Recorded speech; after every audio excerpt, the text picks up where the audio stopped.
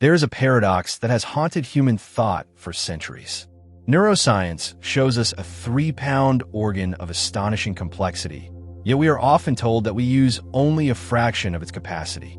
The statement is technically misleading, for every region of the brain shows activity in scans, but what remains true is this. The quality of thinking we habitually practice engages only narrow corridors of possibility. Ordinary logic treads familiar neural paths, leaving vast territories unlit, dormant, awaiting a different form of perception.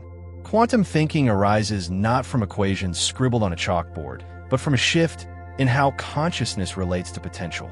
It is the deliberate act of perceiving not only what is, but what could be, of holding contradictions in suspension, of seeing reality not as fixed bricks of certainty, but as flowing probabilities. This approach to thought, elastic, paradox-friendly, non-linear, summons dormant faculties, stimulates brain networks that conventional step-by-step reasoning rarely touches, and allows us to navigate reality as though it were a field of possibilities rather than a single track. The mechanics of this process lie both in biology and metaphor. The brain is not a hardwired machine, but a dynamic system of synaptic potentials. Neurons fire, connections strengthen or weaken, entire circuits reconfigure themselves through experience, belief, and attention. What is seldom acknowledged is that the way you think sculpts the landscape in which your neurons live. Analytical, rigid thought patterns fortify narrow pathways. The mind becomes a railway line where trains of habit run endlessly in predictable directions. But when thought imitates quantum principles, embracing uncertainty, visualizing multiple outcomes, collapsing into creative solutions only at the moment of necessity, the brain lights up differently. Creativity networks, association cortices, limbic imagination centers, and the prefrontal decision hubs engage in strange cooperation.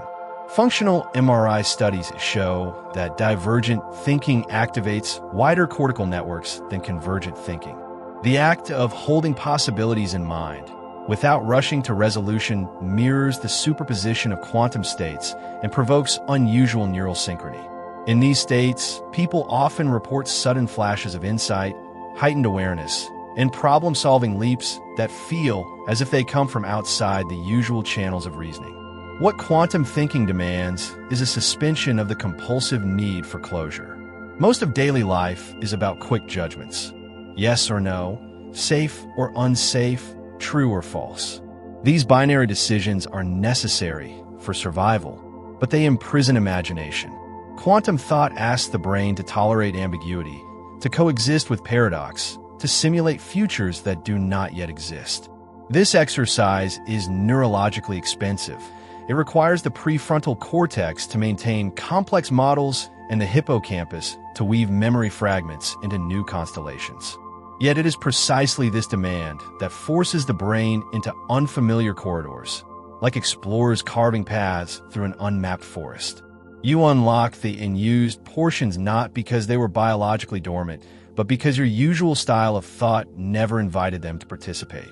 It is akin to owning a library but reading only the same shelf of books. Quantum thought, by demanding connections across disciplines, emotions, and possibilities, instructs the librarian to open wings of knowledge long forgotten. Consider imagination. In ordinary use, it is a plaything relegated to daydreams or artistic expression. Yet under quantum thinking, imagination becomes a navigation tool. To visualize parallel outcomes is not to fantasize idly, but to simulate reality itself in a richer way. Athletes use visualization to activate motor cortex regions even without moving a muscle. Quantum thinkers expand this technique, imagining not only movement, but entire scenarios of existence.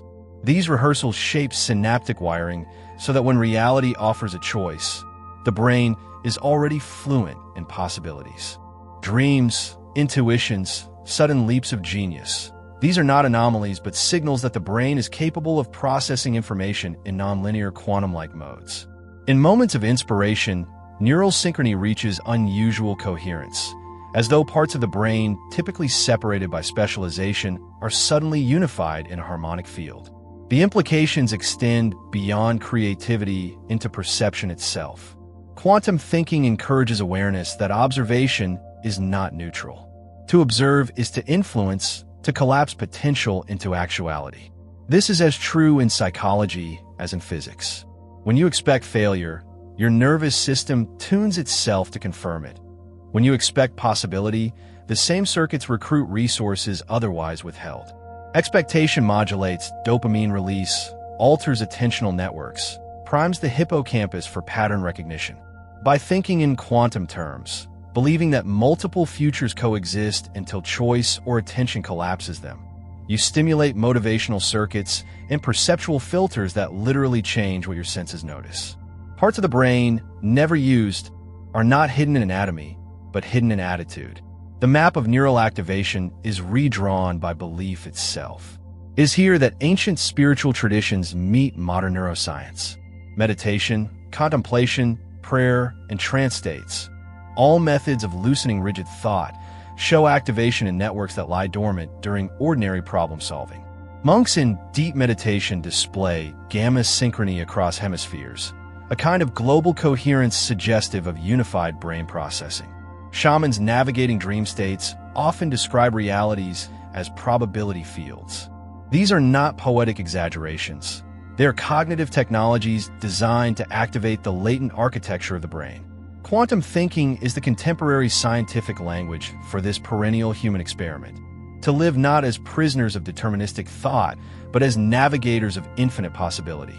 What happens, then, when society begins to cultivate this mode of thought? Education, for example, often prizes linear answers and penalizes ambiguity. But if schools train students to hold questions open, to imagine multiple solutions simultaneously, to think in fields rather than lines, entire generations would grow brains wired for creative flexibility. Innovation would no longer be the accidental product of a few, but the normal mode of human intelligence. In personal life, quantum thinking unlocks resilience, the ability to see setbacks not as dead ends, but as branches of possibility. In collective life, it unlocks sympathy, the ability to inhabit multiple perspectives without rushing to closure, to accept that truth can be plural and reality multifaceted. The brain is not a machine bound to Newtonian mechanics. It is a quantum-like orchestra capable of symphonies far beyond what habit dictates. To unlock these potentials is not to discover and use gray matter, but to activate modes of consciousness that lie dormant beneath the tyranny of certainty.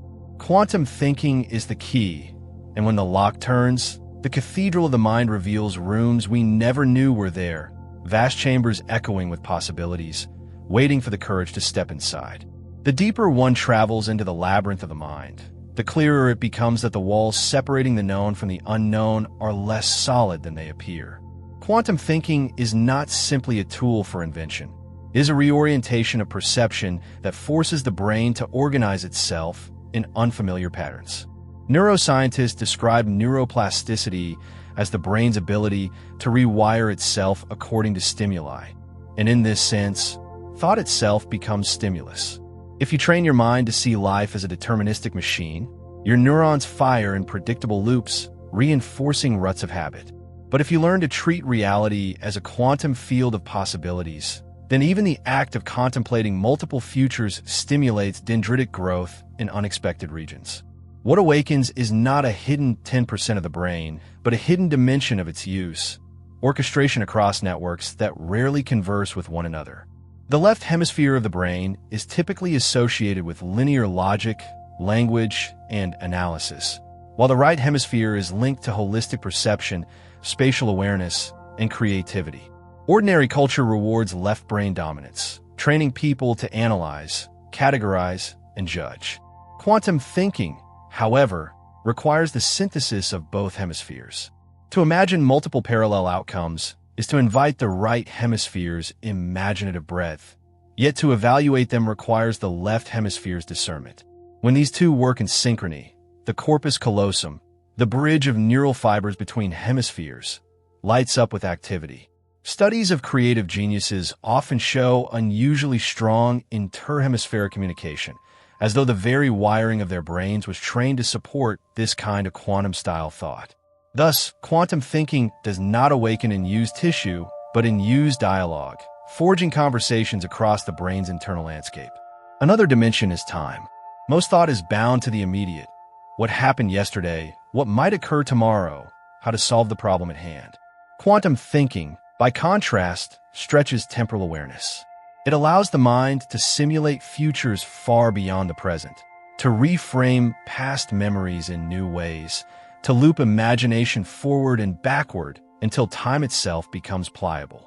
Neuroscientific research shows that imagining the future and remembering the past activate similar networks, particularly in the hippocampus and medial prefrontal cortex.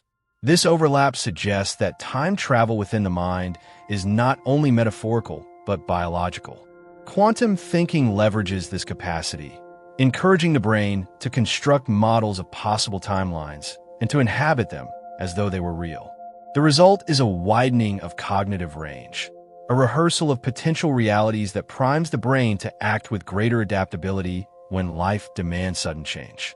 What is striking is how quantum thinking seems to mirror the dream state. Dreams are inherently quantum-like. Bizarre juxtapositions, nonlinear narratives, identities morphing, possibilities collapsing into surreal images. During REM sleep, the brain disconnects from external input and allows internal networks to collide in wild combinations. This is why dreams often contain flashes of genius, sudden solutions, or insights. To think quantumly in waking life is to deliberately cultivate a dreamlike elasticity of perception without losing conscious control. It is the act of dreaming awake, letting the imagination construct improbable bridges and then testing which ones can bear the weight of reality. In such states, problem-solving becomes playful, creative, and often astonishingly effective. The brain recruits not only the prefrontal cortex, but also visual and motor areas, emotional centers, and associative regions, generating a kind of symphony of cognition that transcends the narrow channels of waking rationality. The implications for health are profound. Stress and anxiety shrink perception into linear grooves: fight, flee, or freeze. Quantum thinking dilates awareness, offering multiple perspectives at once. To someone trapped in fear, a single future looms inevitable. To someone trained in quantum thought, countless futures shimmer, and choice becomes possible. This very perception lowers cortisol, enhances dopamine release, and activates the parasympathetic nervous system. The brain, never used, in such cases is not an anatomical region, but the state of coherence between cognition and physiology. The nervous system, the endocrine system, and the immune system all respond to perception, and quantum thinking tunes them into a harmony more conducive to healing and resilience. In this sense, thinking becomes medicine, not by magic, but by biology, for the body follows the blueprint of the mind. Technology and science themselves are born from this capacity. When Niels Bohr proposed complementarity, or when Einstein imagined riding on a beam of light, they were engaging in quantum thinking, holding paradoxes, visualizing the impossible, stepping outside linear cause and effect. The breakthroughs that transformed civilization did not emerge from the repetition of facts, but from minds willing to treat reality as flexible, uncertain, and probabilistic. Genius is not a rare gift, but a cultivated capacity, and quantum thought is its training ground. If cultivated collectively, humanity could confront its greatest challenges: climate change, inequality, technological disruption, not with rigid ideologies, but with elastic creativity. For the brain is not exhausted. It is underutilized by habit. Quantum thinking unlocks the larger circuitry waiting patiently for us to dare more with our imagination. The individual who practices this art discovers an unexpected reward, a sense of meaning. To live linearly is to march toward inevitability. To live quantumly is to dance among possibilities, to recognize that each choice is a collapse of infinite potential into one reality. This transforms existence into a sacred act. Each thought becomes significant, not because it predicts the future, but because it participates in shaping it. The brain awakens not merely as a machine for survival, but as an instrument for creation. Networks light up, hemispheres synchronize, time folds, physiology aligns, and the mystery of consciousness itself glimmers at the edges. The unused brain was never unused. It was the unused imagination, the untested perception, the unopened doors of possibility. Quantum thinking turns the key. At the threshold of quantum thinking lies a profound reconfiguration of how the brain processes reality. It is not simply about imagining multiple possibilities. It is about stepping into a mode where uncertainty itself becomes fuel rather than fear. In this state, neural networks long accustomed to running in isolation begin to converse across boundaries. The visual cortex does not only register shapes, it collaborates with the prefrontal cortex to map symbols onto imagined futures. The limbic system, usually relegated to emotions, provides effective coloring that guides which possibilities feel most alive. The motor cortex, usually responsible for movement, rehearses not only physical actions but entire outcomes as though they were embodied rehearsals of potential futures. This orchestra of unlikely partnerships represents the unlocking of capacities most people rarely touch. It is not that the brain lies dormant.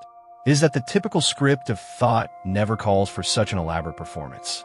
Quantum thinking thrives on paradox, and paradox is precisely what expands neural architecture. Consider the act of contemplating two contradictory truths simultaneously. I am both limited and limitless, fragile and eternal, matter and consciousness. The ordinary mind collapses under contradiction, seeking resolution in one direction or the other. The quantum mind holds both, allowing the tension itself to generate insight. This state, called cognitive dissonance in psychology, is often avoided because it feels uncomfortable.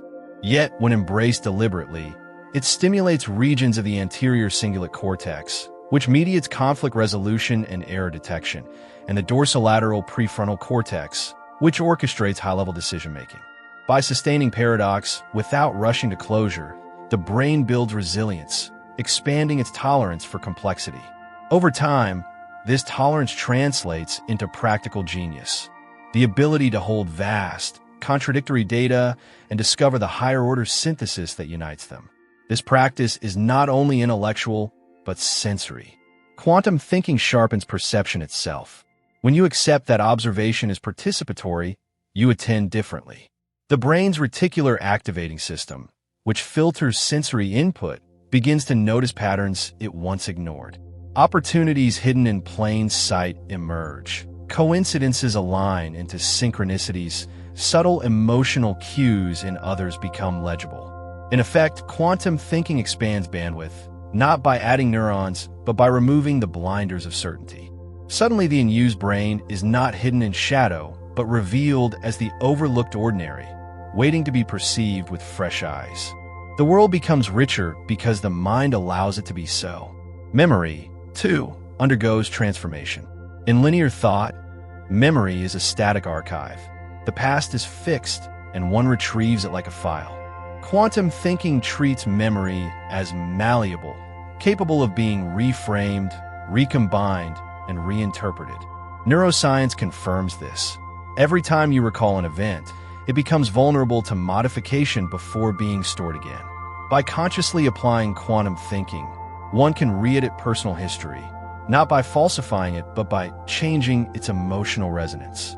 Trauma can be reframed as initiation, failure as lesson, endings as beginnings. This capacity unlocks parts of the brain associated with narrative identity, particularly in the medial prefrontal cortex and the hippocampus, allowing the self to become a fluid story rather than a rigid prison. In this sense, quantum thinking liberates not only creativity, but identity itself. Language, often thought of as a left brain function, also deepens under quantum perception. Poetry, metaphor, myth, these forms stretch the boundaries of logic and invite right hemisphere intuition. When words are treated not as labels, but as portals, the brain engages regions of the default mode network responsible for imagination and self-referential thought. A single metaphor can light up more neural real estate than a technical definition because it activates multiple associations simultaneously. To think quantumly is to speak in metaphors, to treat reality itself as layered with meaning. This does not diminish science. Rather, it fuels it, for metaphor is the bridge by which the unknown is mapped. Every great scientific discovery began as metaphor, gravity as a fabric, electrons as waves, genes as codes. The brain awakened through metaphor is a brain that sees beyond the literal, unlocking associative power that rigid logic alone cannot summon. At the heart of this lies consciousness. Neuroscience has yet to explain how subjective experience arises from neural firings, yet quantum thinking suggests a provocative lens. That consciousness is not merely a byproduct of the brain, but an active participant in shaping reality. When one thinks in terms of probabilities and superpositions, the act of awareness itself becomes central. The brain, then, is not simply an information processor, but an interface between mind and cosmos. In quantum thinking, and brain regions awaken not to process more data, but to host richer forms of awareness, expanded intuition, subtle perception, even mystical insight. EEG studies of advanced meditators reveal brainwave patterns rarely seen in ordinary consciousness. Gamma oscillations harmonized across hemispheres, theta rhythms interlaced with high-frequency bursts, as though the brain were tuning itself into coherence with something larger. Quantum thinking appears to be the everyday doorway into such states, a way of practicing transcendence without leaving the ground. The consequences ripple into creativity, decision-making, relationships, and even collective evolution. A society trained in quantum thought would be less addicted to polarization, less desperate for simplistic answers, more capable of coexisting with complexity. It would innovate faster because it would fear paradox less. It would empathize more deeply because it could hold multiple perspectives simultaneously. The brain unlocked by quantum thought is not simply smarter. It is wiser, more compassionate, more attuned to the hidden patterns of reality. In such a world, genius would no longer be anomaly but norm, not because the anatomy of the brain changed, but because its potential was finally summoned. To practice quantum thinking is to live as though every moment is a field of possibility. Each decision becomes a conscious collapse of infinite futures into one choice. Each thought becomes an act of creation, not only in the personal sense, but in the fabric of collective reality. This awareness generates reverence. The brain awakens not only as a cognitive tool, but as a sacred organ of creation, capable of channeling worlds through the narrow aperture of attention. To unlock the unused brain is to recognize that the frontier of human potential has never been about matter, but about perception. The territory is not hidden in folds of gray tissue, but in the folds of awareness that learn, finally, to think like the universe itself, vast, uncertain, paradoxical, and radiant with possibility.